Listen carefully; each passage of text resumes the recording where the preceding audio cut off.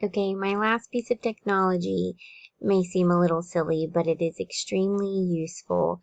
Um, I have seen on Pinterest teachers talking about this, and I've never thought to look for it in the moment, but I think this would be great when you're managing classroom noise.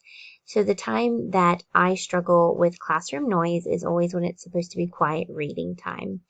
And this piece of technology, BouncyBalls, I think is a fantastic way to help manage the noise level when you're wanting students to be at a certain level.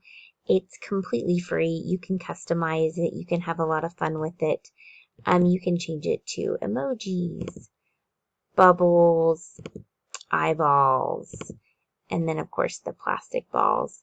You can change the sensitivity. Let's move me. You can change the sensitivity, make it less or more sensitive, and then when you turn on the microphone, it will start bouncing up and down because it will hear voices. And you can choose if you want it to shush or if you want it to beep, and if you want no sound. I think kids would get a kick out of this, and it might excite them at first, but it also would prevent the teacher from having to remind the students. The piece of technology is serving as a tool that can remind the students.